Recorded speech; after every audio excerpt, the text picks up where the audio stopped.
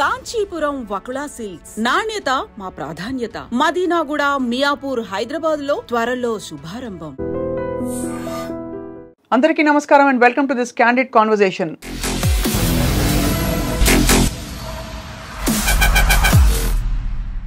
కొన్ని రోజుల క్రితం, బహుశా వారం రోజుల క్రితమే, రజిత మైనంపల్లి అనే ఒక ఉద్యమకారిణి అండ్ స్పీకర్, అనేక ఛానల్స్లో గొప్ప కుటుంబ విలువల గురించి అనేక విషయాలు చెప్పే ఈ వ్యక్తి జీవితంలో ఒక దారుణమైన విషాదం చోటు చేసుకున్న సంఘటన మనందరం చూసాం.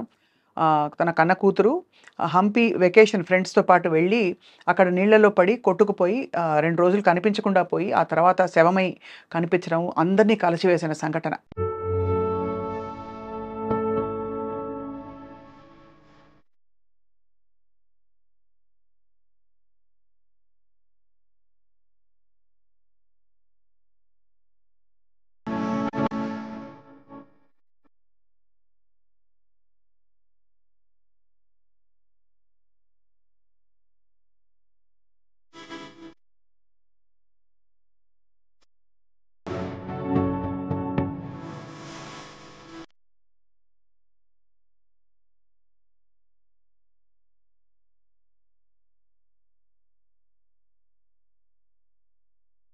అయితే ఈ సంఘటన వెనక ఏం జరిగింది, ఎందుకు ఇలా జరిగిందని నిజంగా ఆరా తీసి తెలుసుకోకుండా మీడియా ఛానల్స్ కావచ్చు, చుట్టూ ఉండే వ్యక్తులు కావచ్చు, నిజంగా నోటికొచ్చినట్టు దుర్భాషలాడి అనేక రకాల అలిగేషన్స్, అంటే అనేక రకాల ఆరోపణలు చేస్తూ గెస్ వర్క్ చేస్తూ బహుశా ఇలా జరిగిందేమో అని చూసినట్టుగా తెలుసుకున్నట్టుగా చెప్పి కుటుంబాన్ని నిజానికి రచ్చకి ఇడిచారని చెప్పాలి. రజిత మైనంపల్లి గారితో నేను మాట్లాడింది కరెక్ట్గా హంపీకి బయలుదేరిన సమయంలో అనుకోకుండా యాదృచ్ఛికంగా ఫోన్ చేస్తే గగ్గోలు పెట్టి ఆవిడ ఏడుస్తున్నారు. నా బిడ్డ కనిపించట్లేదు నిన్నటి నుంచి అని వార్త వచ్చింది, ఇంతవరకు దర్శనం ఇవ్వలేదు అని చెప్పి ఆవిడ చెప్పిన తీరు గుండె అసలు పిండేసినట్టు అయిపోయింది. కూతురు కొట్టుకుని అక్కడ నీళ్లలో కొట్టుకుపోతుంటే తల్లికి ఎలా ఉంటుందో ఊహించుకోవచ్చు. ఇవాళ ఇదే అంశంపై మాట్లాడబోతున్నాం. జరిగిన సంఘటన ఏమిటి, అవాస్తవాలు ఎలా బయటకు వచ్చాయి, ఈ అంశంపై మాట్లాడడానికి మనతో పాటు అందరికీ సుపరిచిత సామాజిక ఉద్యమకారిణి అండ్ అలాగే కౌన్సిలర్గా, వక్తగా మనందరికీ సుపరిచితులు కృష్ణకుమార్ గారు ఉన్నారు. నమస్కారం మ్యామ్. నమస్తే. మీరు కూడా ఈ సంఘటన చూశారు? చూసానండి. చాలా చాలా బాధ అనిపించింది నాకు. ఎందుకంటే బిడ్డలు లేని వాళ్ళకి ప్రేమ ఉండదని నేను అనను, కానీ ఎవరికైనా ప్రేమ ఉంటుంది. కానీ ఒక సామెత ఉంది, ఎవరమ్మ చచ్చిపోతే వాళ్ళు ఏడుస్తారు అన్నట్టు. ఎవరి బిడ్డ చచ్చిపోతే ఆ కడుపు కదులుతూ చూసారా, పేగు కదులుతూ చూసారా. ఇప్పుడు మనము మూసి కంఠం ఉంది, అది చాలామంది చాలా గొప్పగా చెప్తారు ఏదన్నా చెప్పేటప్పుడు. ఏమని, అసలు ఒక బిడ్డని కనటం అంటే పునర్జన్మనివ్వడం, ఇలా అది వాస్తవమే. కానీ చాలా గ్లోరిఫై చేసి చెప్తారు.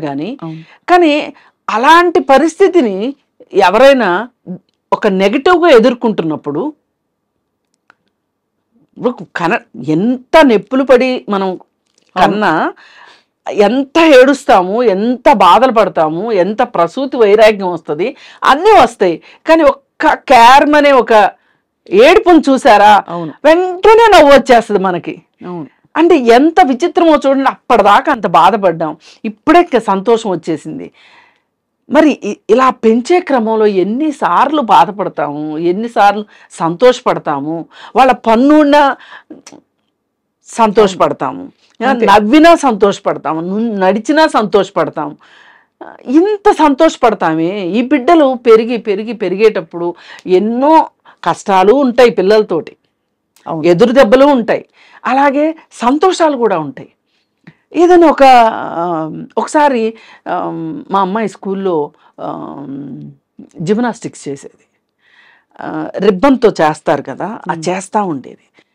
చేస్తూ ఉంటే స్కూలు స్పోర్ట్స్ డే రోజు ఆ ప్రోగ్రాం జరుగుతుంది. పక్కనే కూర్చున్నారు. వాళ్ళకి మా అమ్మాయి అని తెలీదు. వాళ్ళు ఎంతలా అంటున్నారంటే, అబ్బా ఎలా చేస్తుంది, ఎట్లా చేస్తుంది, అబ్బా ఎంత ప్రాక్టీస్ చేసి ఉంటుంది, అది ఇది అని అంటే ఆటోమేటిక్గా నా కళ్ళల్లో నీళ్ళు వచ్చినాయి. అవి ఆనంద బాష్పాలు. అలాగే ఇబ్బంది పెట్టిన సందర్భంలో కోపంలో కూడా కన్నీరు వస్తుంది మనకి. అలాగే వాళ్ళకి ఏదైనా కష్టం వచ్చింది అంటే బాధలో కూడా కన్నీరు వస్తుంది.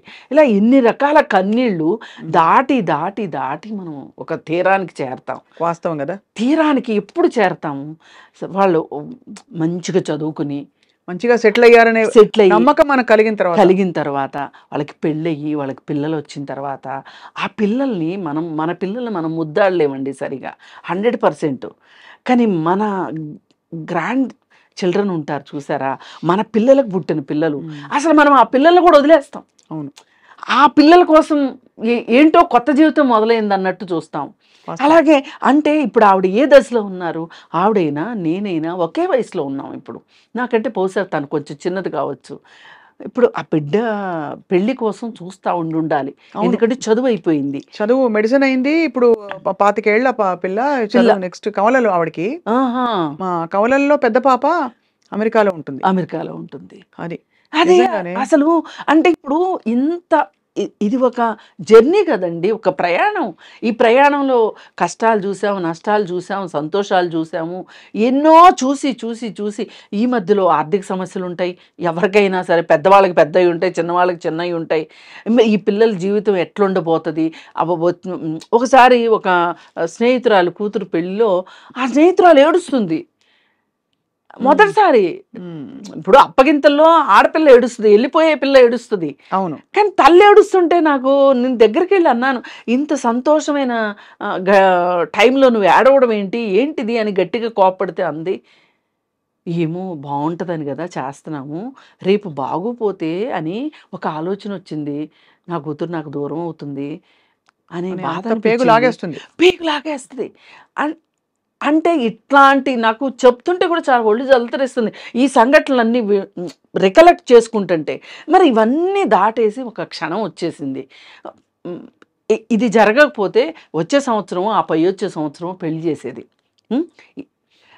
అంతలా ఊహించుకుంటారు. అంటే ఎక్కడికో వెళ్ళిపోయిన మనసు ఇవాళ పాతాళంలోకి వెళ్ళిపోయినట్లు అయిపోయింది. కానీ పాతాళంలో ఉండిపోయేలా చేస్తున్నారు కొంతమంది. ఇది నాకు మరీ బాధగా ఉంది. చూసింటారు కదండి ఎన్ని. అయ్యో చూసి కౌంటర్ చేద్దామని కూడా నేను 2-3 అన్నాను కూడా, దీని మీద ఏమైనా సరే మాట్లాడాలి, ఇది మాట్లాడాల్సిన సందర్భం. ఏ విషయం మిమ్మల్ని కలిసివేసింది? ఏ విషయం అంటే అసలు ఇప్పుడు జరిగిందండి. ఇప్పుడు వీళ్ళు మాట్లాడింది ఎట్లా ఉందంటే, రాడిసన్ పబ్లో డ్రగ్స్ తీసుకున్న అమ్మాయి గురించి ఇలాగే మాట్లాడతారు వీళ్ళు. అవును. భర్త చేతిలో అన్యాయం అయిపోయి ముక్కలు కైమా కొట్టిన విషయంలోనూ ఇలాగే మాట్లాడతారు. అవును.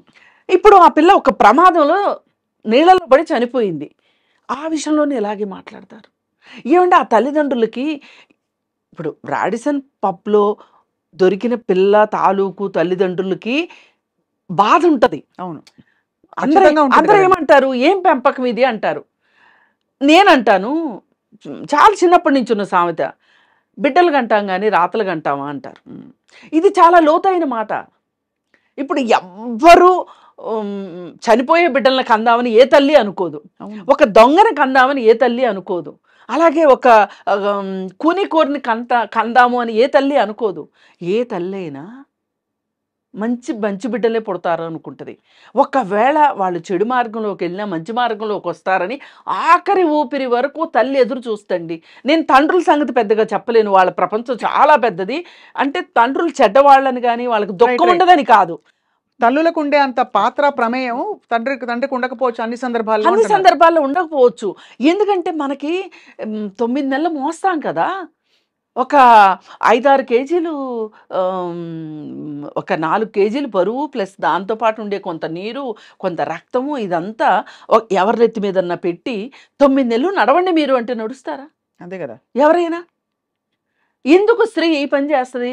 అది ప్రకృతి వరప్రసాదం అంటారు, ప్రకృతి ఇచ్చిన బాధ్యత అంటారు, లేకపోతే సృష్టి అంటారు, ఏదన్నా అన్నివ్వండి, మనమైతే చేస్తున్నామా లేదా? అవును, ప్రతి స్త్రీ చేస్తుంది కదా. మరి ఇలా చేసిన తర్వాత ఇలా జరిగింది, ప్రమాదవశాత్తు జరిగింది అనేది అక్కడ కళ్ళకు కట్టినట్టు అంటే ఆ ప్రమాదవశాత్తు అనేది రాసే వాళ్ళకి సరిపోట్లే. వాళ్ళ ఓన్ కథలు రాసుకున్నా ఆ కిక్కు వాళ్ళకి సరిపోవట్లా. నేను మొదటిసారి అండి శ్రీదేవి చనిపోయినప్పుడు, ఎక్కడ సినిమా యాక్టర్ శ్రీదేవి దుబాయ్లో చనిపోయినప్పుడు ఆ మునిగిన వ్యవహారం చూసారా? జనరల్గా పోలీసులు చేస్తారు నిజ నిర్ధారణ కోసం. ఏం చేస్తారు?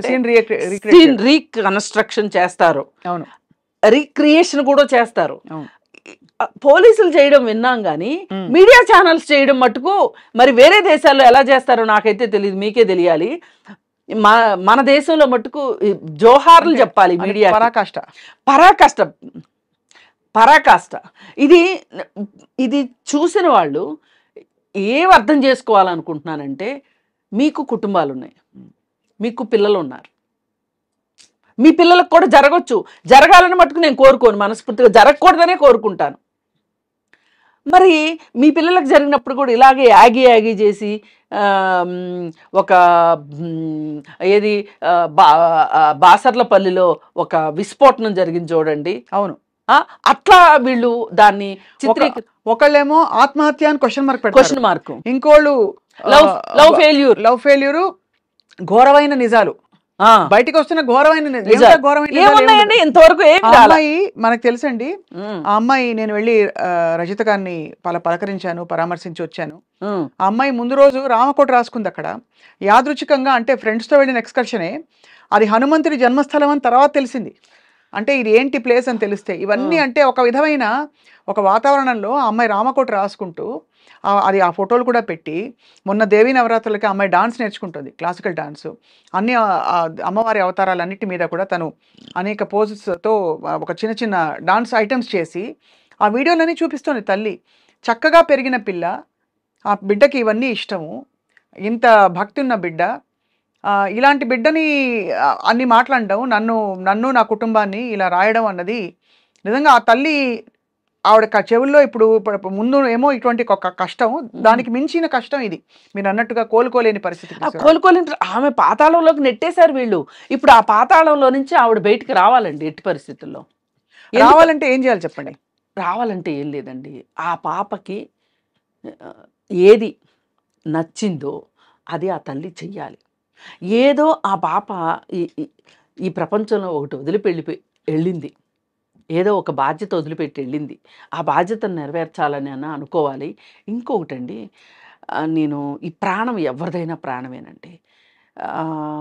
ఇప్పుడు మైనంపల్లి రజిత గారు ఉన్నారు, వాళ్ళ అమ్మాయి ప్రాణానికి మనం ఏదో ఎక్కువ విలువ ఇచ్చేస్తున్నామని, గ్లోరిఫై చేసేస్తున్నామని నేను చెప్పను. కానీ కన్న తీపి కడుపు తీపి దగ్గరకు వచ్చేసరికి ఏ తల్లికైనా కడుపు తీపి అదే కదా. అంతే కదండి. ఇప్పుడు ఎవరైనా పుట్టేది ఆ కష్టాల్లో, ఆ నెప్పులతోనే పుడతారు.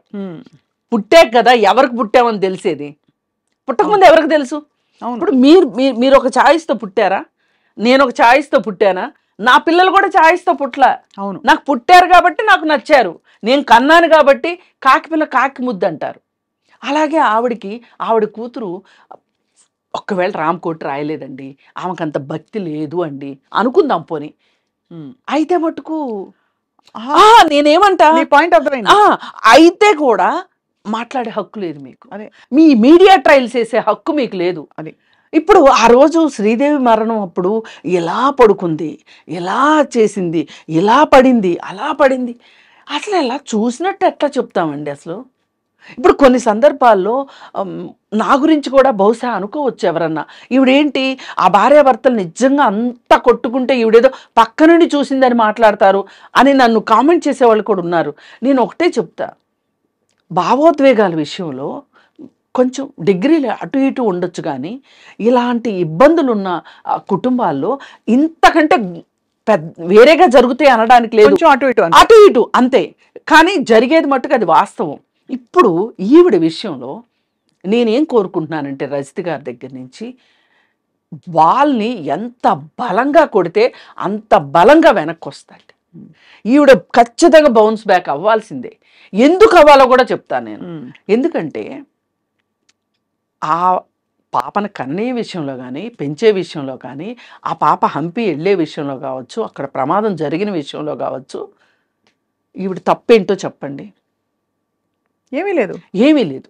కానీ ఆవిడ తప్పు కాని దానికి ఆవిడ ఎందుకు బాధపడాలి? ఆవిడ ఒకే విషయానికి బాధపడవచ్చు. ఆమె కడుపు కదిలిందా తీపి కోసం ఆవిడ బాధపడాలి. నవ్వుతూ ఉండే నా పాప ఇలా అంతర్ధానం అయిపోయింది చెప్పా పెట్టకుండా అనే దానికి ఆవిడకి బాధపడే హక్కు ఉంది. ఆవిడకి బాధపడాల్సిన అవసరం కూడా ఉంటుంది. అవును. కానీ ఈ అవాకులు చవాకుల కోసం బాధపడితే ఆవిడ ఎన్నాళ్ళు ఎంతమందికి స్ఫూర్తిదాయకంగా మాట్లాడారు, ఎన్ని రోజుల నుంచి ఆవిడ ఎంత లైవ్లీగా మాట్లాడతారండి. నేను అనుకుంటా ఆవిడ వీడియోలు నేను బాగా చూస్తుంటా, చాలా కలుపుతారండి. అంటే ఆవిడ డీటెయిల్స్ ని, వివరాలని అర్థం చేసుకునే ఒక మెచ్యూరిటీ ఉంది ఆవిడలో. అదే కాదండి, ఆవిడ ఏది చెప్పినా ఆవిడ అనుభవిస్తున్నట్లు చెప్తారు. ఆవిడ ముఖ కవళికలు కావచ్చు, ఆ బాడీ లాంగ్వేజ్ ఎలా ఉంటది అంటే ఆమె అక్కడ ఉందా అనిపించేలాగా, అంటే అంత లీనమైపోయి మాట్లాడతారు. ఇప్పుడు ఒక సమస్య గురించి అడిగామనుకోండి, ఆ సమస్య ఆవిడకే వస్తే ఆవిడ ఎలా ఫీల్ అయ్యి ఆవిడ ఎలా మాట్లాడతారు, ఆవిడ ఎలా ఉంటారు అనేటట్లు చెప్తుంది. మంచి హావభావాలు ఉన్నాయండి ఆవిడ దగ్గర. ఆ హావభావాలతోటి ఒకవేళ ఎప్పుడన్నా మనకి ఆడియో ప్రాబ్లం వస్తే కూడా వీడియో ప్రకారం ఆవిడని అర్థం చేసుకోవచ్చు. అవును. అంత ఫేస్ ఎక్స్ప్రెషన్స్ ఉంటాయి. అంటే ఫేస్ ఎక్స్ప్రెషన్స్ గురించి ఎందుకు చెప్తున్నానంటే, రెండో వాళ్ళకి మనం చెప్పేది నాటుకోవాలి అంటే, అర్థం అవ్వాలి అంటే, మనము ఎంత రాతి మనుషులకు కూడా అర్థం అవుద్దండి. అంత ఇన్వాల్వ్ అవ్వాలి. ఆమె అంత ఇన్వాల్వ్ అయ్యి చెప్పేది రాతి మనుషులకు కూడా అర్థమవుతుంది. ఆమె అంత ఎవరి విషయమో అంత ఇన్వాల్వ్ అయ్యే మనిషి. ఆమె కూతురు చనిపోతే ఆమె ఎంత బాధపడుతుందండి, ఎంత ఏడుస్తుందండి. ఇంకోటి, ఇప్పుడు అమెరికాలో కాల్పులు జరుగుతూ ఉంటాయి కదా, వెళ్ళిన స్టూడెంట్స్ చనిపోయారు, రోడ్డు ప్రమాదాలు జరిగినాయి, అమెరికాలో ప్రధాన ప్రమాదము అని ఒక లైన్ వస్తూ ఉంటుంది. రాగానే మనకేమనిపిస్తుంది, మన పిల్లలో, మన మేనగళ్ళల్లో, మన మేనకోడళ్ళలో, లేకపోతే మనకు బాగా స్నేహితులు పిల్లలో ఉంటారు కదా, ఒక్క క్షణం మనము ఉలిక్కిపాటుకి గురయ్యి ఏ ఊరు ఏ రాష్ట్రంలో అనేది చూస్తామా చూడమా? తప్పకుండా. ఎందుకు చూస్తామంటే, అమ్మో మన వాళ్ళకేమన్నా జరిగిందా అనే ఒక భయం. అవును. అలా ఉండకపోతే అసలు మనుషులు కాదండి. అలాంటి ఫీల్ అవ్వకపోతే, ఆ ఫీల్ లేకపోతే మనుషులు కాదు. మరి అసలు మనం పిల్లలకి జ్వరం వస్తేనే తట్టుకోలేము తల్లులు. వాళ్ళు నిద్రపోయినా వాళ్ళకి ఇన్ని గంటలకు మందు వేయాలి అంటే ప్రతి 2 గంటలకి మందు వేయాలన్నారు అనుకోండి, ఇలా కూర్చుంటాం. అవును. మిస్ అయిపోతాము అని, ఆ టైం ఎక్కడ దాటిపోతాము అని. అంటే ఇంతెందుకు నేను చెప్తున్నానంటే, బిడ్డల మీద తల్లికి అంత ప్రేమ ఉంటుందండి. నా చిన్నప్పుడు ఒకసారి ఏం జరిగిందంటే, మా ఇంట్లో అప్పట్లో తాటాకులు ఇళ్ళు ఉండేవి ఊర్లలో. అయితే పాము వచ్చింది. పాము పైకి ఎక్కేస్తే ఆ రాత్రంతా మా అమ్మ నిద్రపోలేదు. ఎక్కడ వచ్చేస్తున్న పాముని. పిల్లలు ఉన్నారు, నిద్రపోతున్నారు. ఒకవేళ పాము కావాలని మరి రాకపోయినా జారి పడితే కూడా ఏమవుతుందో నా పిల్లలకి అని అలా పెట్టుకుని, లైట్ పెట్టుకుని చూస్తా కూర్చుంది.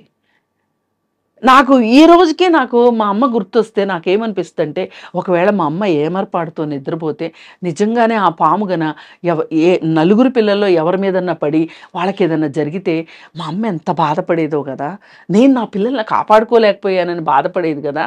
ఆ బాధ కోసమే అలా కూర్చుని ఉంటుంది. నేను కూడా నా పిల్లల్ని అలా కాపాడుకోవాలి అనే ఇది తెలియకుండా అంతర్వాహిల్లో వచ్చేస్తుందండి. అవును. మన అమ్మని చూసి మనం నేర్చుకుంటాం, మనల్ని చూసి మన పిల్లలు నేర్చుకుంటారు. అవును. అంటే నేను ఎందుకు ఇదంతా చెప్పాల్సి వస్తుందంటే, ఒక తల్లి బిడ్డల మీద ఇంత ఆశ పెట్టుకుంటుంది, ఇది నా బాధ్యత అనుకుంటుంది. ఈ పిల్లలకి ఏమన్నా అయితే నేనేమైపోతానో అనే ఒక బాధ ఉంటుంది. మరి ఇంత బాధపడే తల్లికి చాలా కడుపుకోత వచ్చింది. చాలా కడుపుకోతండి. నేను ఇందాక రామకోటి, డాన్స్ ఇవన్నీ ఎందుకు చెప్పానంటేనండి, తల్లిదండ్రుల వైపు నుంచి ప్రోత్సాహం, ఒక వాతావరణం లేకపోతే పిల్లలు అంటే ఒక పద్ధతిగా పెరగరు. కానీ పద్ధతిగా పెరగడానికి అందరికీ మంచి మాటలు చెప్పే రజిత గారి ఇంట్లో, వాళ్ళ ఇంట్లో కూడా వాళ్ళ పద్ధతి ప్రకారం చక్కగా ఆవిడ పెంచడంలో ఎక్కడా లోటుపాటు చేయలేదు. పిల్లకు కూడా అంత ఇంట్రెస్ట్ ఉంది. ఏదో అమ్మ ముందు కూర్చొని రామకోట రాయడం కాదు, అక్కడెక్కడికో హంపీకి వెళ్ళి నేను రాస్తానని మనసారా రామకోట రాసిన బిడ్డ. అలాంటిది ఆ అమ్మాయి 9 అడుగులు ఎత్తట, అది 25 అడుగులని ఇంకోటి రాశాడు. అక్కడ కింద రాయి ఉంది, రాయికి తల తగిలింది అని ఇంకోళ్ళు ఇంకేదో రాశారు. మొత్తానికి జరిగిన విషయం తెలుసుకోకుండా చాలా ఇన్సెన్సిటివ్ గా ఇవాళ ఒక కుటుంబాన్ని రచ్చకేడ్చడం ఇది చాలా దుర్మార్గం అండి. ఇది ఒక రకంగా జీవహింస చేయరాదు అంటారు చూసారా, అలా మీరు ఈ విధమైన హింసని చెయ్యొద్దు అని చెప్పి మా ఛానల్లో ఇలాంటి హింసాత్మకమైన మాటలు ఉండవు అని డిస్క్లైమర్ వేసుకోవాల్సిన పరిస్థితి వస్తుంది. అంటే ఇప్పుడు సినిమాల్లో వేస్తుంటారు చూడండి స్క్రీన్ మీద, ఈ సినిమాలో జంతువుల్ని పక్షుల్ని వాడలేదు అన్నట్లుగా మా ఛానల్లో ఇట్లాంటివి మేము చెయ్యము అని రాసుకోవాల్సిన పరిస్థితి వస్తుంది. అంటే మనం ఎక్కడో ఏమైపోయిందంటే దారి తప్పిపోయాం కృష్ణకుమార్ గారు, దారి తప్పిపోయాం. ఏంటంటే మనం ముందే కథ రాసేసుకుంటున్నాము, ఆ కథకి అతికేలాగా జరుగుతున్న సంఘటనలని అందులోకి తోస్తాం, మన నెరేటివ్ రాసేసాం ఆల్రెడీ. మనము ఫలితాల మీద మాత్రమే దృష్టి పెట్టిన మనుషులు. ప్రయాణం వీళ్ళకి ఇంపార్టెంట్ కాదు, ఫలితమే ఇంపార్టెంట్ అనుకున్నప్పుడు ఇలాగే చేస్తారు.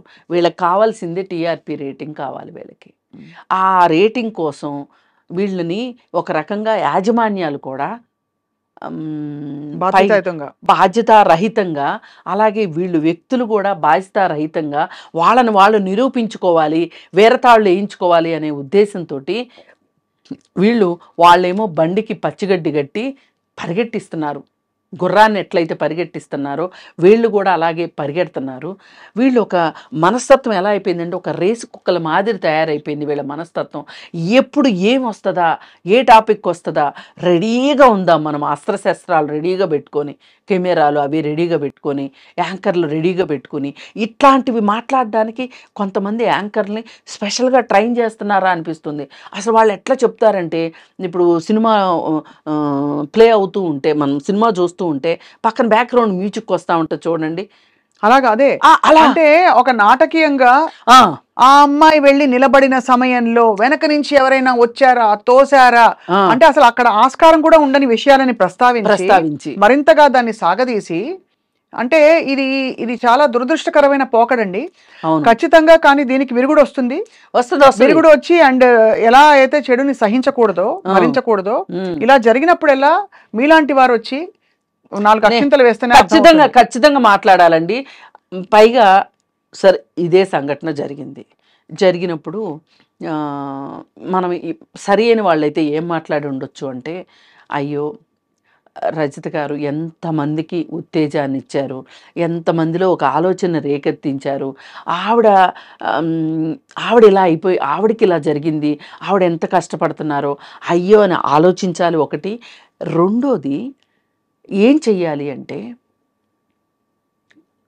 అది బాధ్యత రహితంగా జరిగిందా, అనుకోకుండా జరిగిందా, ఎలా జరిగిందా అనేది కాసేపు పక్కన పెట్టి, ఈ ఘటన ఎవరికైనా ఒక గుణపాఠంగా ఉపయోగపడేలాగా వీళ్ళు చేసుంటే ఆ అమ్మాయి చనిపోయిన దానికి కొంత ఏదో, నేను సార్థకత అనే పెద్ద మాట అనను కానీ ఇంకెవరన్నా జాగ్రత్త పడే అవకాశం ఉండేది, అంటే కొన్ని ప్రాణాలను రక్షించడానికి పనికొచ్చేది. అది చెప్పాల్సింది పోయి వీళ్ళు నోటుకొచ్చినట్లు పిచ్చ ప్రేలాపనలు. ఈ ప్రేలాపనలు కూడా సంధి ప్రేలాపనలు అంటారు చూడండి. మనిషి చచ్చిపోయే ముందు మాట్లాడుతూ ఉంటారు, ఎక్కడెక్కడయో గుర్తొస్తూ ఉంటాయి వాళ్ళకి. నేను వీళ్ళు మాట్లాడిందని నేను అలాగే చూస్తాను.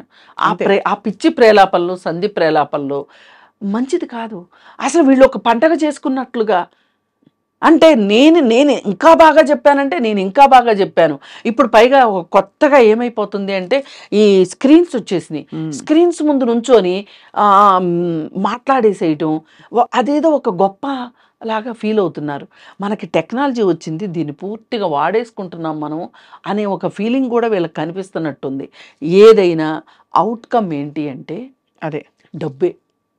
ఇప్పుడు టీఆర్పీ రేటింగ్ వచ్చింది, టీఆర్పీ రేటింగ్ వస్తే డబ్బు వస్తాయి, వ్యూస్ వస్తే డబ్బులు వస్తే వీళ్ళకి జీతాలు పెరుగుతాయి. అదే కానీ ఒకటైతే వాస్తవం అండి, మనకి డబ్బు రావాలనుకోవడం వేరు, కానీ శవాల మీద నడిచొచ్చే డబ్బు మట్టుకు మనకు వద్దు. చాలా ఆ డబ్బు మట్టుకు మనకొద్దు. అందుకని నేనేం కోరుకుంటున్నానంటే రజిత గారి దగ్గర నుంచి ఎవరు ఎన్ని మాట్లాడినా, ఎవరు ఎంత ఆవిడ ఆత్మస్థైర్యాన్ని దెబ్బ తీశారు అని అనుకున్నా, ఆవిడ కూడా ఫీల్ అయినా, ఆవిడ ఎంత త్వరగా బయటికి వచ్చి ఎంత పాత రజిత గారు ఎట్లా అయితే సమాజానికి ఉపయోగపడేటట్లుగా ఉన్నారో అలా ఉండాలని నేను కోరుకుంటున్నా. అది మాత్రమే ఆవిడ్ని ఈ బాధ నుంచి బయటకు తీసుకొచ్చి. ఖచ్చితంగా నేను అదే మాట చెప్పానండి. ఎందుకంటే నేను అంటే జరగరానిది జరిగిపోయిందండి. కానీ ఇప్పుడు ఏమిటంటే ఈ దీనిలోంచి బయటకు వచ్చి ఎలాగైతే 10 మంది ఇప్పుడు ఒక చోటు నుంచి బయలుదేరి వచ్చి రెడీ అయ్యి ఒక ఛానల్లో కూర్చుని మాట్లాడడం ఎంత పాపులారిటీ వచ్చేస్తుందండి. ఏం చేసేస్తారు, ఏం డబ్బులు వచ్చేస్తాయి వాళ్ళకేం, మీలాంటి వాళ్ళకి ఏమొస్తుందండి డబ్బుగా. అసలు కాదండి వాళ్ళు నిజంగానే ఇప్పుడు మీరు అంత బయలుదేరి వస్తారండి, మీరు కూర్చుని అంత ఓపిక చేసుకుని వస్తారు కదా, ఎందుకు అది అప్రిషియేట్ చేయాలి కదా అందరూ. మీలాంటి వారు, మీరు కావచ్చు, రజిత గారు కావచ్చు, అది అప్రిషియేట్ చేయాలి. ఎందుకు మీకు ఒక సమాజం పట్ల, మనుషుల పట్ల ఒక ప్రీతి లేకపోతే ఎందుకు నా టైం వేస్ట్ అనుకోవచ్చు కదా. మనము ప్రతి ఒక్కళ్ళు సామాజిక బాధ్యత అనుకోవాలండి. నా వల్ల ఒక్కళ్ళన్నా ఇప్పుడు నేను ఎందుకు రజిత గారి గురించి మాట్లాడుతున్నా, రజిత గారు ఈ సమాజానికి కావాలి కాబట్టి మాట్లాడుతున్నా. నా స్వార్థం అది. ఆవిడ బాధ తగ్గాలి, ఆమె ఎంత త్వరగా మనుషుల్లోకి వస్తే నలుగురికి ఉపయోగపడే మనిషి అండి ఆవిడ. ఆవిడ నేను నాగుతో చాలా ఇంటర్వ్యూస్ చూశాను. నేను ఆ నాగుతో చూసిన ఇంటర్వ్యూల్లో ఎంత బాగా, అసలు ఎంత తీయగా, నేను అంత తీయగా మాట్లాడలేను, నాకు రాదు అసలు అంత తీయగా మాట్లాడటం. ఆవిడ ఏంటో అసలు ఎంత మృదు మధురం అంటారు చూడ, అట్లా చక్కగా మాట్లాడే మనిషి ఆవిడ మట్టుకు కోలుకోవాలండి. రైట్, కోలుకుని బయటకు వస్తే ఆమె బాధ్యత ప్రకారం ఆవిడ ఉంది. అరే మనమే బాధ్యతారహితంగా వ్యవహరించాము అని వీళ్ళకి చెంపదెబ్బ కావాలని నేను కోరుకుంటాను. తప్పకుండా ఐ థింక్ మీ మంచి మాటలు ఆవిడ దాకా చేరతాయని ఆశిస్తున్నాము కృష్ణకుమారి. నేను కూడా కలుస్తానండి ఆవిడని ఖచ్చితంగా. నేను అసలు ముందే ప్లాన్ చేసుకుని వెళ్ళి కలుద్దాం ఒకసారి అని. కానీ నాకేమనిపించిందంటే ప్రతి ఒక్కళ్ళు వెళ్ళి ఆ బాధ ఎలా ఉంటుందో నాకు తెలుసు, వచ్చి ఓదార్చే క్రమంలో మనం ఇంకేదన్నా, అవును, ఇంకేదన్నా ఆవిడని కొంచెం బాధ పెట్టేలాగా మాట్లాడడం. తెలుసు చాలా సున్నితమైన సమయం కాబట్టి, సున్నితమైన విషయం. నేను వెళ్ళినప్పుడు కూడా నిజంగా అంతా ఒక మదన పడ్డా. నేను కూడా తల్లిని కాబట్టి ఆ తల్లికి ఏం చెప్పలేము, తొందరగా కోలుకొని చెప్పలేము. అక్కడ కూర్చుని అక్కడ ఆ వాతావరణంలో అమ్మ మీరు బయటకు రావాలని చెప్తే వాళ్ళ బాధను అర్థం చేసుకుని వాళ్ళు అవుతాం. అలా అని వింటూ ఉంటే వాళ్ళకి ఏడుపు వస్తుంది, ఏమనాలో అర్థం కాని పరిస్థితుల్లో కొంత ఓదార్పునిచ్చే ప్రయత్నమే చేస్తాం మనం. మీరు తప్పకుండా వెళ్తారు. నేను వెళ్తాను. నేను వెళ్ళి ఆమె బయటికి రావాలని ఎందుకు కోరుకుంటున్నానంటే, ఇది చెప్పు దెబ్బ కావాలి. అవును, కుక్క కాటికి చెప్పు దెబ్బ అంటారు చూసారా, అది అవ్వాలంటే అరే ఇంత స్ఫూర్తిదాయకమైన మనిషి గురించా, మనిషి పిల్లల్ని పెంచడం రాలేదనో లేకపోతే ఇంకోటో మాట్లాడామా మనము. ఇప్పుడు ఇదే ప్రమాదాన్ని ఇంకో రకంగా చెప్పొచ్చు, సమాజానికి ఉపయోగపడేలాగా. ఖచ్చితంగా అక్కడ పర్యాటక రంగం వాళ్ళ బాధ్యతారాహిత్యం ఎంత ఉంది అక్కడ పెట్టాలి. ఇక్కడ కరెంట్లు ఉన్నాయనే ఒక బోర్డు పెట్టాలి. డేంజర్ జోన్ ఇది అని, డేంజర్ జోన్ అని ఇదేని పెట్టాలి. పైగా దీని విషయము చెప్పేటప్పుడు ఎవరైనా యువత అమ్మో అంటే మనం ఒక గైడ్ లేకోకుండా వెళ్ళడం వల్ల కావచ్చు, ఆ వెళ్ళిన కొత్త ప్రదేశాన్ని ఆకలింపు చేసుకోకుండా మనము ఇలాంటి పరిస్థితుల్లో సాహసాలు చేయకూడదని కానీ మనం ఇది నేర్పాలి. ఇది నేర్పాల్సింది పోయి మనము ఎక్కడికి తీసుకెళ్ళాం దాన్ని. కుటుంబంలో ఏదో అవుతోంది, ఎవరో ఏదో రాచరంపాన పెట్టారో, లేకపోతే లవ్ ఫెయిల్యూర్, ఇంకోటో. అవునండి, ఘోరమైన నిజాలు. నేను ఒకటే చెప్తా, లవ్ ఫెయిల్యూర్ అయ్యి ఆమె ఆత్మహత్య చేసుకుంది. మీకు వచ్చిన బాధ ఏంటి? ఎవరు ఏడుస్తారు బిడ్డ చచ్చిపోతే? ఆ తల్లి ఏడుస్తుంది. మీకేం పోయే కాలం వచ్చింది? మీరెందుకు ఏడుస్తున్నారు కూర్చుని స్టూడియోల ముందు కూర్చొని? అంతే. మొసలు కన్నీరు ఎందుకు కారుస్తున్నారు మీరు? అందుకని ఇవన్నీ చెక్ పడాలండి. మన మీడియా కూడా కొంచెం కాదు చాలానే కరెక్ట్ గా చెప్పారు, గైడ్ లైన్స్ ఫాలో అవ్వాల్సిన అవసరం ఉంది. చాలా మంచి మాట గుర్తు చేశారు ఈ సందర్భంలో కృష్ణకుమార్ గారు. తప్పకుండా మైనంపల్లి రజత్ గారు కోలుకుంటారు. అతి త్వరలో ఆవిడ బయటకు వచ్చి ఎప్పట్లాగే అంటే జీవితంతో ఇంకా ఒక సంధి కుదుర్చుకోవడమో ఏమంటారు కదా, సమాధాన పడి పరిస్థితులతో పోరాడతారని చెప్పి, జయిస్తారని చెప్పి కోరుకుంటున్నాం. ధన్యవాదాలు కృష్ణకుమార్ గారు. ధన్యవాదాలు.